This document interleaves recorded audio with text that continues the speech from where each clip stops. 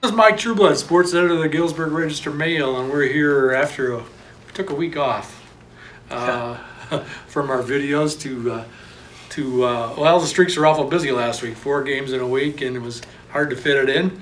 But we're back this week talking with Mike Reynolds, head coach of the Galesburg Silver Streaks, as they get ready to finish the regular season on Friday at Quincy and then start regional play next week in the Dunlap Regional. So going into the week, Coach, it was a busy week. If you would have, at the start of the week, said, we'll give you 3 out of 4, would you have taken that at the start of the week? Well, we like to win all the time, so I don't know that we would have given up a loss that early. But when we were 2-1, we definitely wanted to take 3-1. So I thought we played well at certain stretches, and then thought we lost a little mental focus there, maybe in Moline. Obviously, when you miss 22 free throws in a game, you have to have some mental focus gone. So we hopefully get that back and be ready to roll this week. Well, to recap, you won on Monday against Oliwan, and then up at Rocky, a close game up there, and then went to Moline, took a loss at Moline, and then came back with a big blowout win up at Geneseo on Friday. Saturday. Saturday. And I don't know, talking about those free throws on Friday night, does it kind of defy explanation of how that happens, that all of a sudden one night you can't make free throws? Yeah, I mean, we were 4 of our first 24, so I mean, that doesn't happen. That doesn't happen very often. It certainly doesn't happen to us, playing a lot of guards and ball-friendly guys that we have. And, I think it was just one of those things, kind of like, you miss 1 putt, you might miss 5, and I think that was kind of the way it was with free throws. And if I could have taken some water and splashed in the guy's face, snapped him out of it, I would have done it. But it didn't seem like anything we did snapped us out of it, and we had a lot of empty possessions and couldn't figure out a way to get over the hump. Well, it was sort of a historic week in some respects, playing 3 Big Six games in 1 week, winning 2 back-to-back on consecutive nights. Those were probably some things that might not have been done in the league since it's been formed. But you got over the 20-win mark. You're at 21 wins, and that's always a benchmark that teams like to achieve. And it's a sign of having a pretty successful season.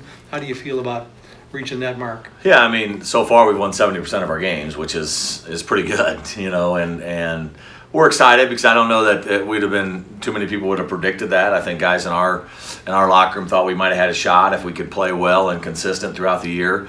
We still have some games to go. We're hoping that we can go down to Quincy and put our best foot forward, and then we know next week in the regional we'll have either IVC or Geneseo first, and if we're good enough to win that game, then we'll continue to go on. And we've played well and had a lot of positive feelings here lately. We just want to keep it going as long as we can. Just taking a quick look ahead at that Dunlap Regional, like you said, you'll play the winner of the Geneseo IVC game, Sterling, and who else? Dunlap. We'd like to see another game against Dunlap, I'm sure. Yeah. I think we've played them enough. Just taking a look at that field, what can you say in general about how things shape up at Dunlap? Well, we saw IVC at Christmas. We didn't play them, but they were in the tournament. So we knew we weren't going to play them, so we didn't focus a lot of energy on them. So they're kind of a new scout for us as we're going up. Certainly we just played Geneseo, and they may have as good a player, if not the best player on our schedule. So they're always a tough draw. And then Sterling beat us, and that is 39-36. That's one that sits with us. We got a couple that sit with us that we didn't like very well and didn't play very well. And I wouldn't say for sure that was Sterling's best game either, because I was watching the tape again last night. And then Dunlap, we're pretty familiar with them, but we've played them 3 times, but we haven't played them in a month. So any of those teams could beat any of them, and I think it should be a pretty even field, and certainly whoever plays the best in their 2 games will have a good chance to win. And the winner goes on to the South Peru section. Yeah, it's not in Bradley this year, so it's kind of different, kind of a different change. So LP's got a nice facility, and we'll play, or us or whoever will play the winner of the Manual Regional, which Morton's the #1 seed. So, and a couple teams we've seen a lot there, Morton and Peoria Notre Dame, and then we always seem to bump into Manual at some point. So they're in it too. So it should be an exciting postseason. Well, it's season's coming to a close, but still could be many games left, and we're hoping you have many games left as this season winds down. So thanks, Coach. Good luck the rest of the way. All right, thank you.